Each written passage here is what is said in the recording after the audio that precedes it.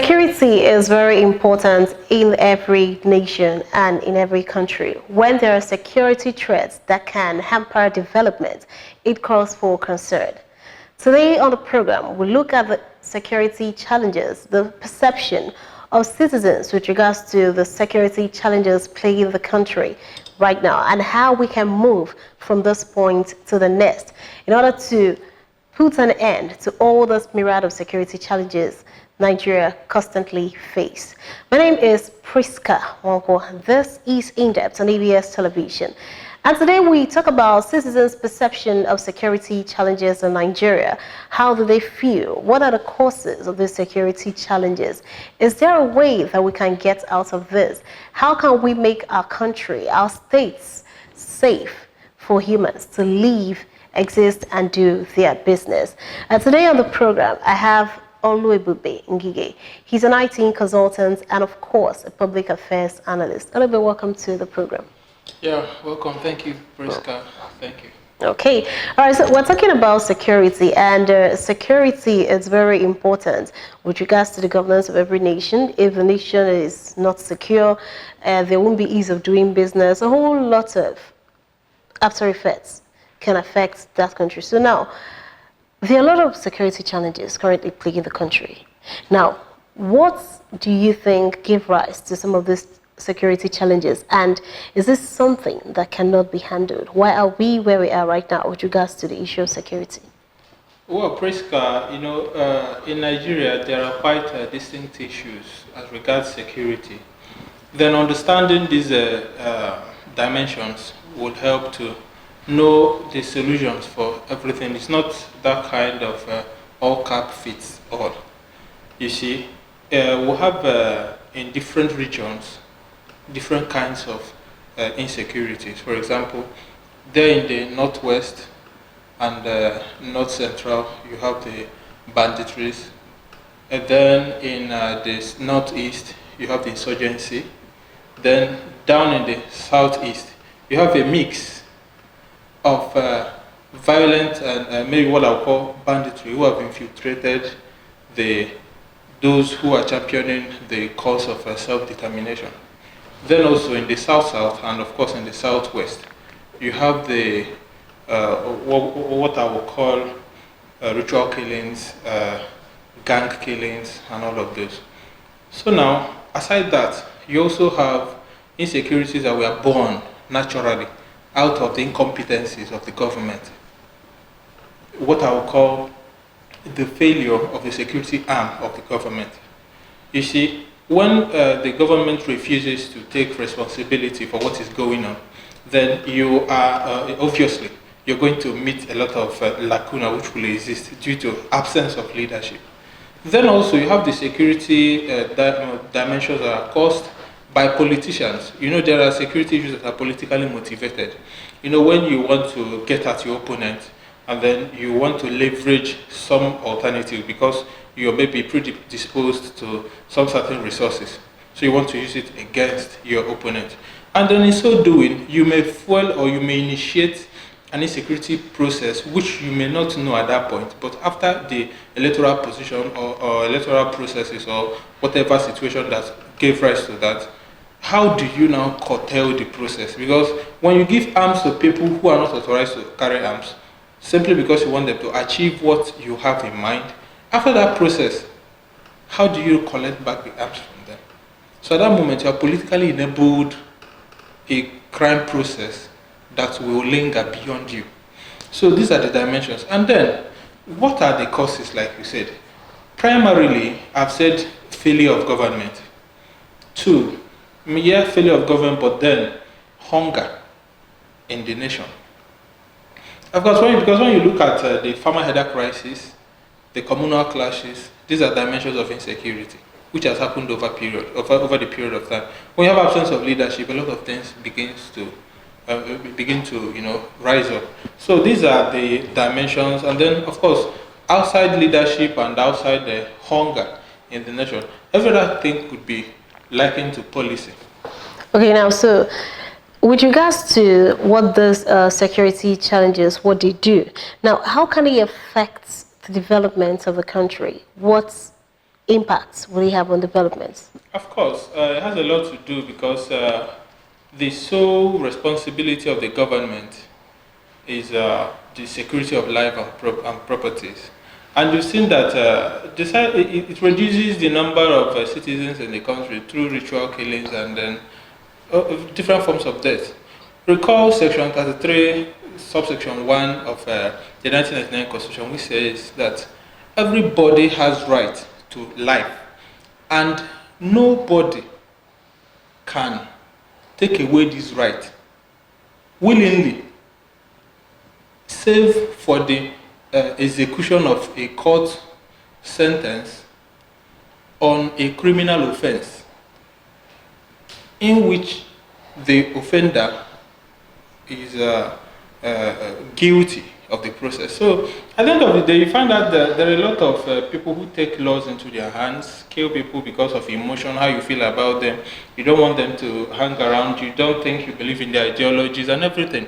And then when you understand the foundation on which Nigeria is built, you have a lot of differences in terms of religion, in terms of belief system, in terms of doing business and everything. So when you have all these issues of insecurity rise, and you're not being direct with it, you find out that there may be a lot of side effects. Ease of doing business is not there. Farms are closing down. And you see, when a nation where everybody believes oil can solve everything, and oil is fast becoming deprecated in terms of economic process. So you find out that there are a lot of downturns, economic downturns, as you can see. We came out from recession, and then we are here practically in it. So at the end of the day, it has a lot of side effects. And you now see, reunion in families will not happen this period, because a number of us are skeptical about going home. You now see increased securities, and you see absence of even security measures being put in place verbally. So a lot of things starts to happen, and people are afraid. And when you begin to think, how come it came to this level? You now start looking at because of maybe what I would call ignorance, and then when you put people who are not capable in power, who doesn't understand the demographics, you now begin to see all these things come to bear. So it's really a very big problem for us. Okay, now, Olivia, a lot of people have been asking a customs question. And this question is that the issue of security is not something that is alien to Nigeria. It's something that's always been there.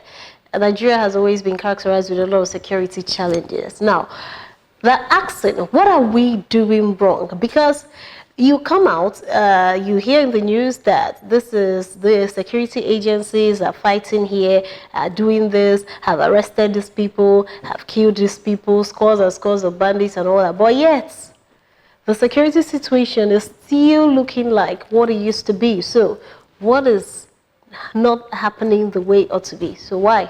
Well, there are a number of things in my opinion, because I can only talk about what I think. Yeah, of course. I may be wrong, but citizens' perception, if you ask, we will get what I think.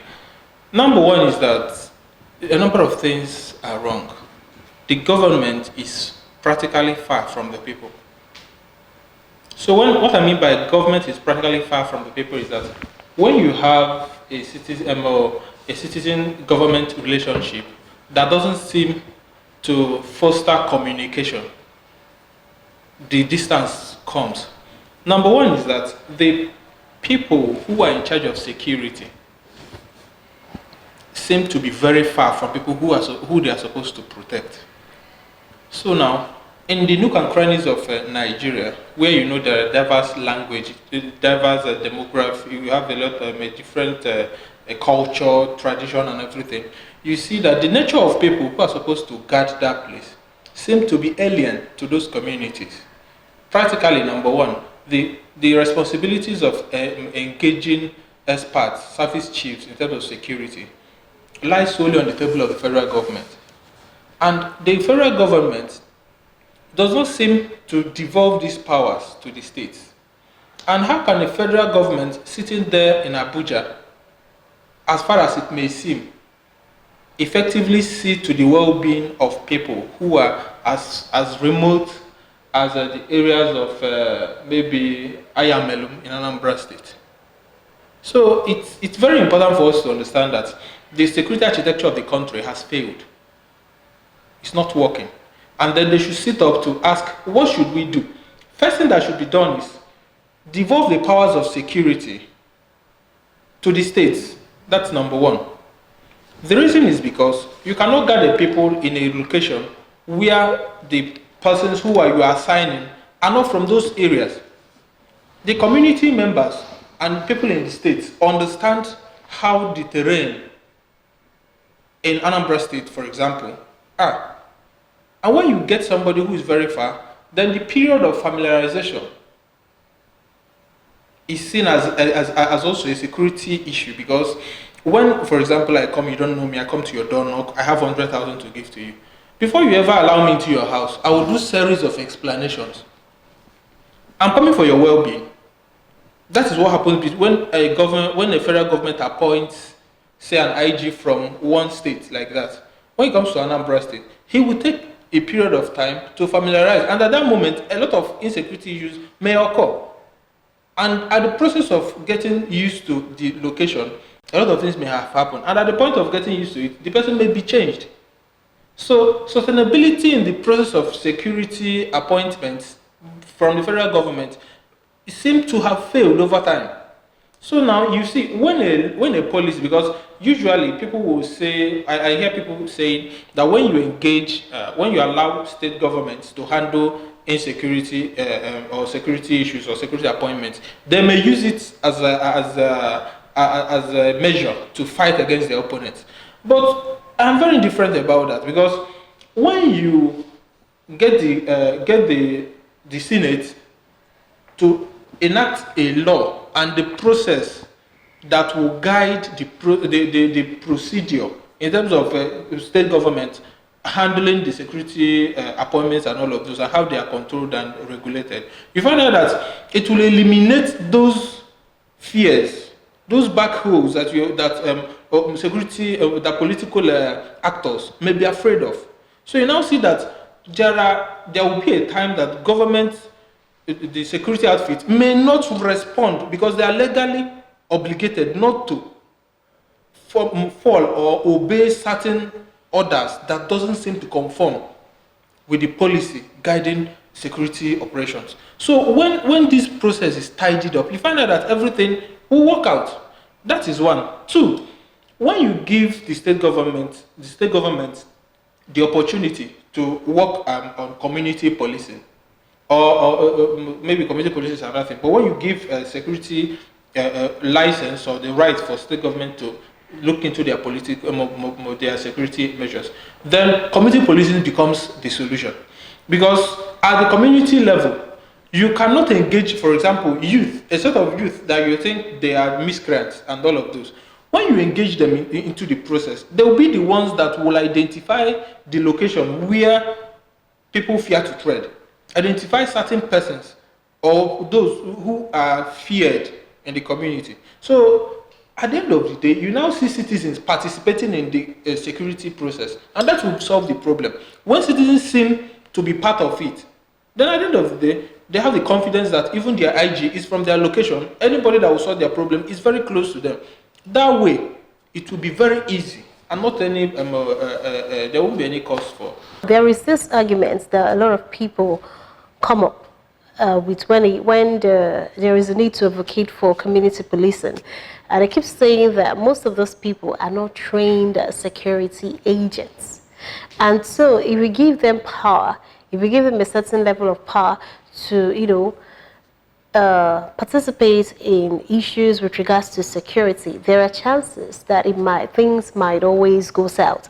Things might get out of hand because they are not trained. Because the belief is that with adequate level of training, people can understand the do's and don'ts of their profession, or in this, with regards to security agencies, the force. But now, if those people are not trained and you give them power, you give them probably fighting materials, you give them weapons to tell them to go and start securing, that they might abuse it. So this is some arguments that people usually level against. So what's your... To that extent, they are correct. But then, if you understand the dimensions of security, you see that they may have misunderstood the process. When you want to solve a security problem, you should understand that there are dimensions of security. One is intelligence gathering. And when you're doing intelligence gathering, you don't just sit in your office to do intelligence gathering. You need to get people who understand how whistles are blown, how intelligence are passed. Now, to those people, training becomes key. In fact, at every level, training is important. It can't be overemphasized. And even for professionals, there should be need for time-to-time training. If it's quarterly, to review what they are doing and to assess what is going on. So, in any community you want to sort out, first of all, training becomes key, because you can't, if you rope them without training them, these fears will come to bear. But when you take care of security and then the policies, because if you're training them, you're teaching them the procedures which have been enacted by the legal section of the government. So you find out that they understand what they're supposed to do and what they're not supposed to do, because usually here in Africa and also in Nigeria, you see police officers acting as the court, acting as the executioner and everything. So they don't understand their limit to what they should do. But then training and retraining becomes important. So when you teach a security personnel that you can only arrest when you have a warrant, and then you can only punish a person when you have prosecuted the person and the court found the person guilty, then there should be limit. You will increase the level of trust between citizens and security persons. So not all the security, when you're talking about community policing, you don't just equip everybody with machine guns and all of those. There are people who you train by their body build. You can give them license to take arms, and then there are people who are not able-bodied, but they can give intelligence. You teach them on how intelligence gathering works, and then create an easy communication channel that will not be affected by network or anything in the local community, so that quick interaction can happen amongst everybody. So when you talk about community policing, people should understand that there are dimensions to it. And when you employ those dimensions, you see everything working swiftly. It's just that we've not given it a try. There are a number of things that work well in this country that we have not given it a try for fear of the unknown. And it's time we will step up and take the bull by the horn. Okay, now you spoke about intelligence gathering. Now, shouldn't intelligence be something that has to be covert, something that shouldn't be known? Is that not the essence of intelligence gathering? Yeah. Now, the reason I'm asking is because some time ago there was a report about how a drone that was meant to, get the hideouts of criminals, I'm guessing, was all over the internet. And I'm saying now, could this kind of situation not affect the different strategies the security agents are putting in place to fight the security challenges, revealing their intelligence reports? Well, that is part of the current situation that has jeopardized the security infrastructure of Nigeria. So, in a normal sense, or in a normal environment, you observe that security apparatus are not discussed. Security plans are not discussed. But here, for political reasons, if you buy this jet, you announce. If you get this one, you announce. Now, when you want to get a criminal, you're telling the criminal you're coming. Are you expecting the criminal to stay away for you? So criminals will not stay. Rather, they will plan for opposition. Either they leave or they plan how to counter you. So in intelligence gathering, there are dimensions to it. You must understand that people you have engaged, the process of recruitment, for example, if you want to consider community policing, the process of recruitment must be confidential. Such a manner that you have maybe an internet means of application, and then you get people to apply, and then their information are not divulged, and then you schedule them for trainings. Most of them can know themselves only when they come for trainings, and when they have even passed some stages of training recruitment process, and then they have signed and committed to privacy and all of those. So when they have committed to some level of privacy, then they can get to meet themselves. For those of them who are in areas of intelligence gathering, for example, then for those of them who are in charge of, say, countering or open access, they only know themselves. You know, when you make this process or when you make the structure so strict, you find out that people have confidence in the process. People gathering information may not even know the people they are passing the information to. In that manner, the process seems to be working for the people. So at the end of the day, you don't get to divulge. These are security information that you don't want anybody to know. But here in Nigeria, we release what we're supposed not to release, and then hold back the ones we're supposed to release.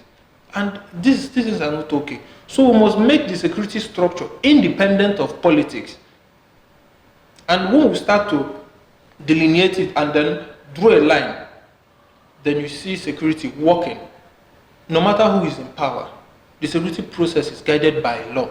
Okay. And it seems to guide by guided by law. You only appoint somebody, and at the point of swearing the person in, the person is no longer answerable to you, but answerable to the policies. And then the judiciary should be able to hold them accountable. At that level, I think things should now begin to work swiftly. Okay, all right. We'll return after now, but before we go, when we come back, we're going to be talking about this issue of whistleblowing. You know, they always say when you see something, you should try and say something, and why some people are usually reluctant to say something. We can also talk about, you know, you mentioned different security challenges in different geographical zones in the country. You mentioned Southwest and all that, and I know that with regards to this same issue of security, a lot of local security outfits were established in different places. So when we return, we're going to be talking about them and how effective they have been in solving the security challenges. I will return after now.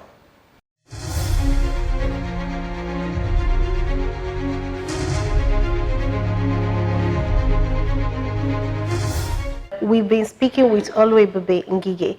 Okay, and you know, Oluebube, just before the break, I mentioned about some regional security outfits that were established to tackle the issue of security in different geographical zones.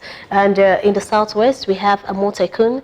In the Southeast, we have Ibubago. Now, in your own opinion, how effective have these security outfits, this regional security outfit, been in solving the security challenges? Well, in answering that question, we should be statistical about it. If you look at the security measures which have been put in place over time, and at the security report which has been on over a period of time, then you begin to ask yourself, those security concerns, have they been addressed? Have the news about violence reduced? Obviously, they have not. What is the issue? The issue is the acceptability. These security outfits are yet to be accepted in certain regions.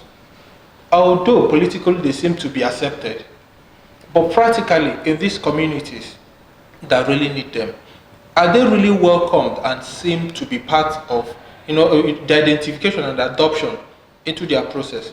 For example, a time in Ibubago, it was reported that some people who are even members of the Ibubago are not even citizens of the Igbo Southeast geopolitical zone. Yes, they are not from the Southeast.